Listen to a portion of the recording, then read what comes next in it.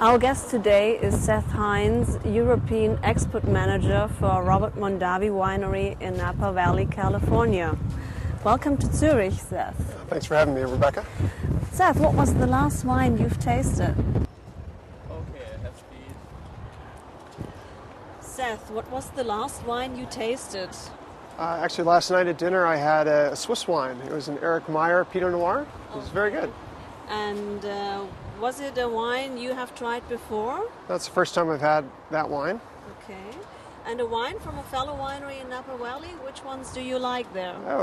There's lots to choose from, but I'm a big fan of Trefethen Wineries, which is a smaller winery south of Napa. What do you like, actually, about Napa Valley wines in general?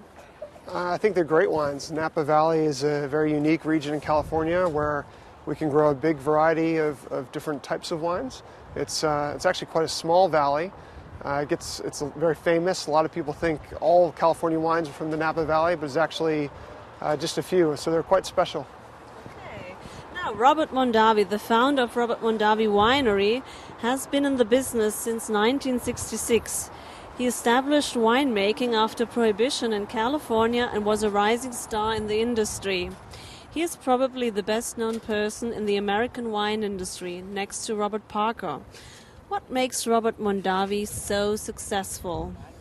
He's quite a pioneer. He's one of the few people I think realize the potential for California wine. So he actually started before 1966 and was involved in some other wineries, but he was the first to really realize the potential that California could offer. So he looked at really what a lot of European wineries were doing and said, why can't we produce those types of wines, that quality of a wine from California? So in 1966, he opened his own winery in Napa, was able to purchase some of the best vineyard land in the Napa Valley. Being a pioneer, he kind of had that opportunity and that advantage, and was able really to try and, he was one of the few people that could tirelessly promote it around the world. He was really a great marketeer and very supportive of his wines, and he really believed that the wines could do well. So he promoted them and really is now kind of the father of the Napa Valley. Wines from California are quite expensive compared to European wines. What reason is there to drink California wines?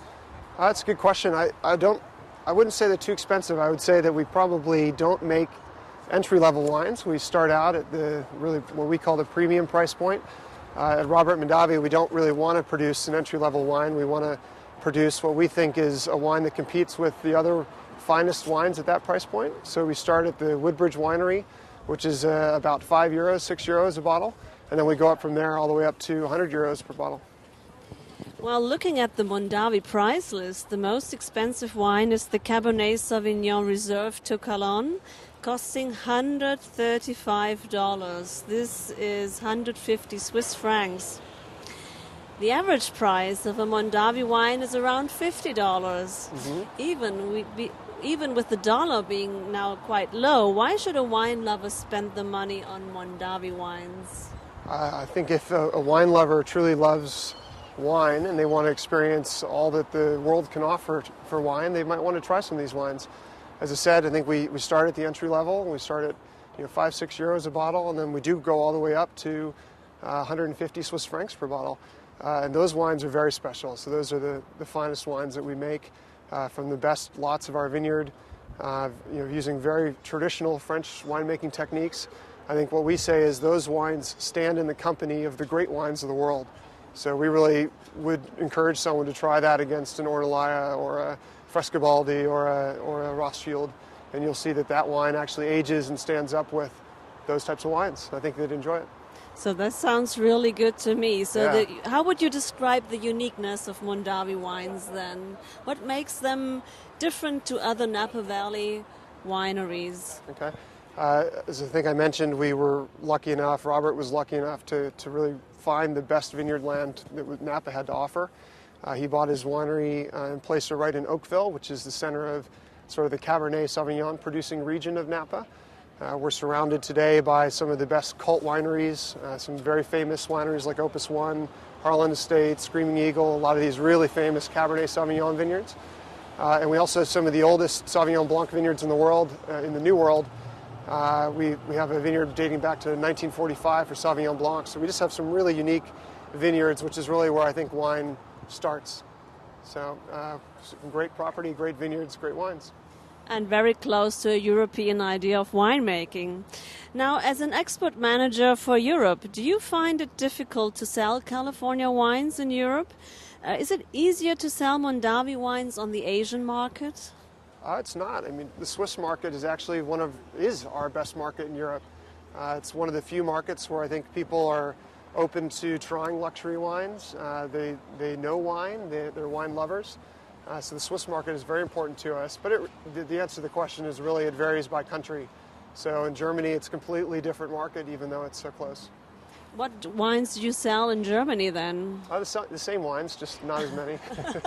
And Woodbridge, do you find Woodbridge in a supermarket? Yes, Woodbridge is our entry-level wine for Robert Mondavi. So you'd find that in a dinner, or you'd find private selection in a co-op.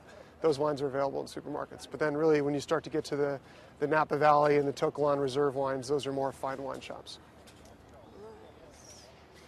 Well, there is a rat race on the worldwide wine market. Especially European wine growers are experienced and successful. The quality is often quite good, and the wine is often cheaper than California wines. Why would a California wine grower want to move into the European market?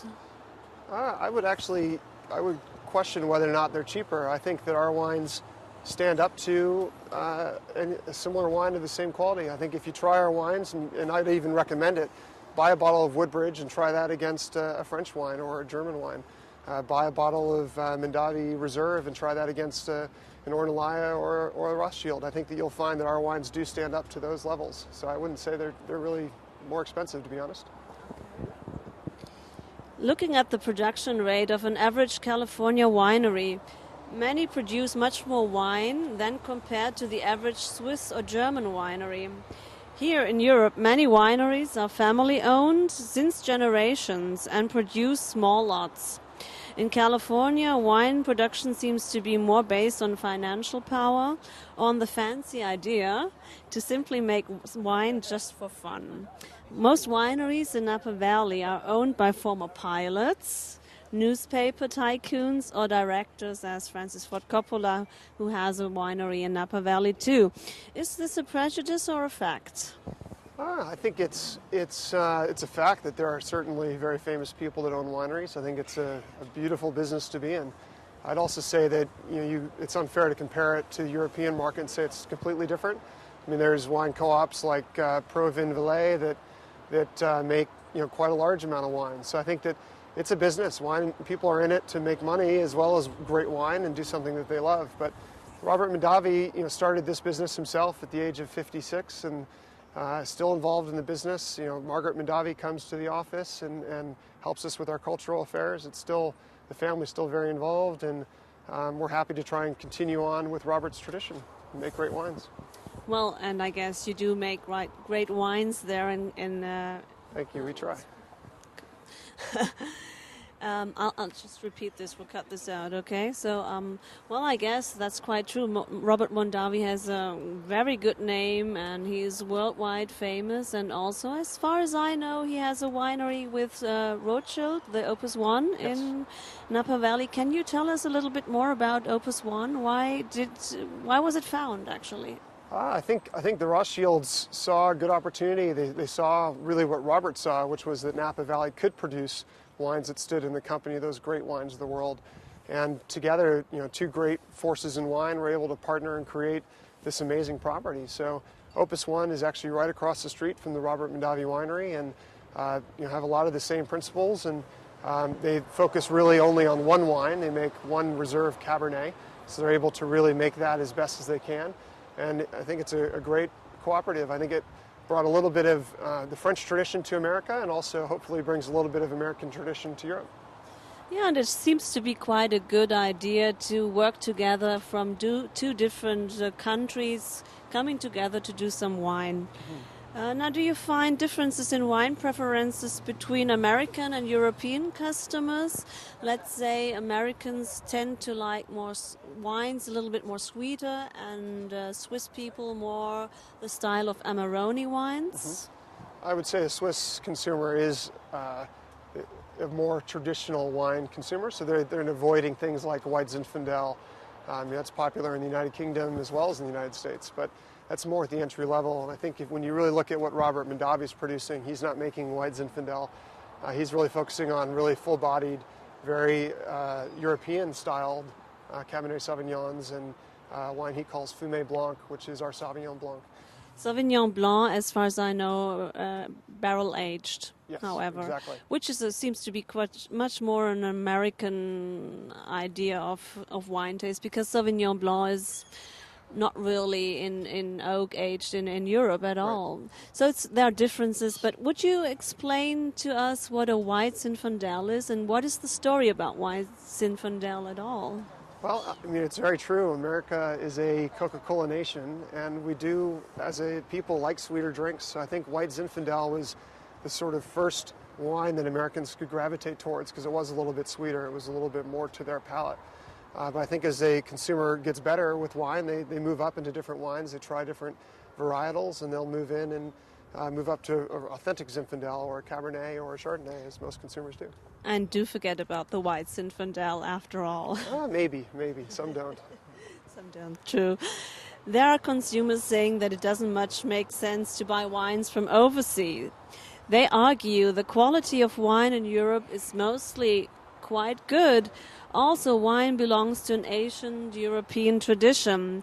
To haul wine from that far away is, with regard to environmental problems, an unresponsible thing to do.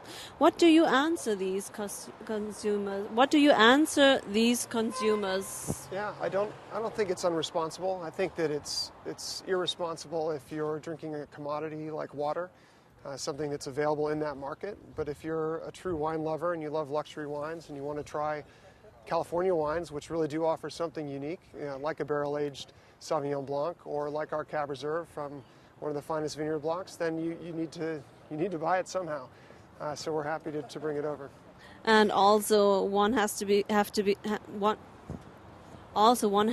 fair enough to say that many products are all around the world available. It's not just wine. Look at our clothes or anything else. I think there's they many come from worse far things away. you could do to the environment than have a bottle of wine. I guess so too. Let's take a closer look at wine production techniques in general. Are Californian wines produced with methods that are forbidden in Europe, like adding water? No, they're not. It's actually California law that we can't add water to our wines. So that's not true.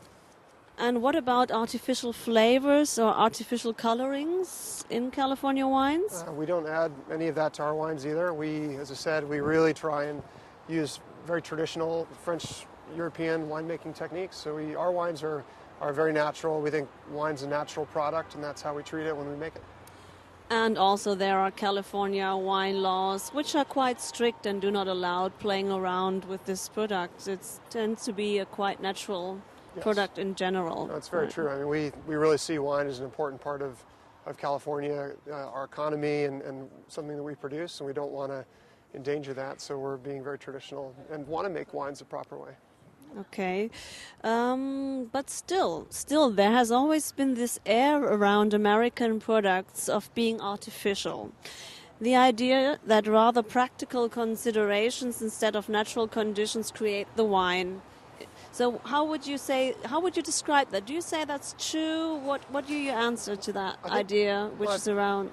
Yeah, I think there's a misconception about winemaking. Robert Mondavi Winery does not use anything like oak chips, for example, to add oak flavor. We use 100% French oak barrels for our Cab Reserve, for example. Now, do you think that oak chips are a big problem? I mean, there's nothing wrong with using oak chips, but customers do think this is a kind of betrayal. No, I think customers are asking for wines with oak flavors, but they don't want to pay more than €4 for the bottle. So the only way to do that would be to use something like oak chips, which add that flavor into the wine in a very natural way. So it's not the traditional way of using a full barrel, but that's the way that consumers are going to get it if that's what they're willing to pay. Do you use them with Woodbridge? With Woodbridge, we have used oak staves and some things like wood chips because consumers, again, are asking for wines at that price point that will have oak flavor. So it's the natural way to add that. Sounds good. Sounds like an intelligent concept to help everybody with their wishes and ideas. So you have the Woodbridge and you have the To Kalon as the top level on winemaking with Robert Mondavi. Seth, tell us, what are the perspectives for Robert Mondavi in the near future? What are the plans? They're quite good, actually. We're trying to do a lot in the Swiss market as well. We're sponsoring the arts, which has been a long tradition for the Robert Mondavi family and the winery. So we're actually sponsoring some art galleries and an art contest here in Switzerland. We're also, where's that, in Zurich or It's going close? to be all around Switzerland. So we're actually in the works right now of developing that, but we're hoping to announce an art sponsorship where we're going to provide some funds to have a bit of an art competition and help some new artists, some struggling artists, produce their works. So more than just enjoying wine, we really think wine, food, and the arts really all go together. And it's a concept that we promote in the United States. We figured, why wouldn't we promote that here in Switzerland as well? Now, this sounds really good, and it sounds like we should keep a closer look on Robert Mondavi Winery. Yeah, I hope that you do, and I hope that you try it soon. Well, thank you very much, Seth, for your time, and also send some nice regards to California and bring our wishes to Robert Mondavi Winery and the beautiful Napa Valley. Thank you, and please enjoy our wines. Margaret Mondavi is actually Swiss, so she would very much love for you to try our wines today as well. Sounds great. Thank you. Thank you.